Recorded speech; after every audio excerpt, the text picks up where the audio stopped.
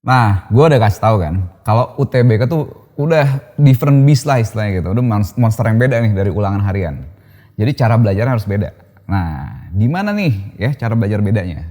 Gue kasih analogi dulu gini. Analogi pertama, ya.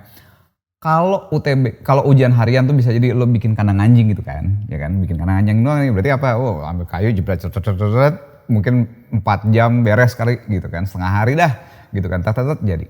Nah UTBK ini bayanginnya lo kayak mau bikin gedung nih mungkin 10 tingkat atau 15 tingkat ya. Akhirnya konsekuensinya apa? Untuk bikin gedung yang kelihatannya 15 tingkat, lo berarti harus nyiapin fondasi yang bener dong, ya kan? Ya ada fondasi yang bener harus prepare nih. Nah, kalau kita mikirnya sekaliannya kenapa fondasi cuma buat UTBK doang? Kenapa nggak sekalian? Ini menjadi tempat mumpung lo lagi ada kejar UTBK, sekalian gimana kalau fondasinya kita mantepin bukan cuma buat UTBK, tapi untuk lo jadi jadi goks lah gitu ya. Jadi untuk seumur hidup ini jadi fondasi, intellectual foundation lo. Jadi nampol dari awal sehingga lo abis UTBK masuk kampus segala macam fundamentalsnya udah mantep.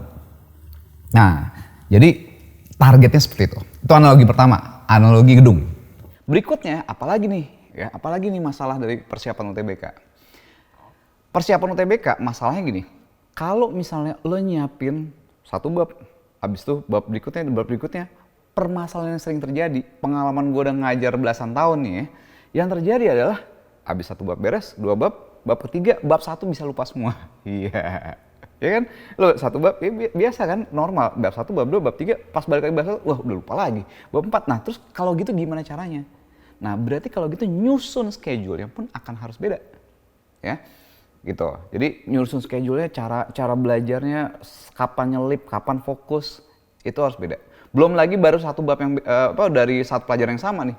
Gimana kalau lo 2 pelajaran, 3 pelajaran, 4, 7, ya kan? Ada 7 yang harus lo prepare. Gimana caranya? Nah, ini harus susunannya juga benar. Berikutnya lagi, ada analogi lagi yang penting banget, ya. Gue tadi sebelumnya gue ceritain bahwa lo mau UTBK cuy, ya kan? Di UTBK ini yang diseleksi mikir gokil, yoi, woi kreatif, bla bla bla bla. Basically yang diuji adalah kemampuan otak lo, bukan pengetahuan lo. Ingat ya, bukan pengetahuan. Tahu banyak nggak guna kalau nggak bisa mikir, ya kan? Nah, terus gimana nih? Jadinya gimana nih? Kalau gitu, kalau lo bayangin ya, lo belajar sesuatu nih susah. Bayangin logikanya tuh, analoginya tuh kayak lo harus melompat batu tinggi 3 meter. Kan susah nih ya, sekali lompat susah nih, ya kan? Karena materi susah, mungkin lo nggak bisa, mungkin susah ngerti fisika atau mungkin di ekonomi atau apalah yang susah nih untuk sekali lompat 3 meter susah. Caranya gimana? Ya bikin dong tangganya gitu kan, bikin tangga boy gitu kan, yang sehingga step-stepnya ini lebih enak, lebih halus. Nah dengan bikin step-step yang lebih halus, mau yang 10 meter pun ya kan bisa lo lompatin, tapi bikin jadi tangga. Nah apa tuh maksudnya bikin tangga ini? Jadi ya, kalau lo bayangin otak kita tuh kayak software lah gitu ya, kayak komputer lah bukan kayak software. Ini ada hardware ya kan, hardware ini otak lo nih, dasar otak lo nih, cara mungkin prosesornya apa gitu kan, terus kemudian memorinya apa segala macam, ini segini lah lo dapet nih. Nah belajar fisika itu sama kayak mungkin ada app yang harus diinstal gitu, ada app install. Sebelum semua ini di app install segala macam, kalau di let's say di handphone deh gitu, lo butuh ada hal penting yang diinstal dulu. Apa? Operating system yang membuat semua app ini gampang diinstalnya jadinya gitu.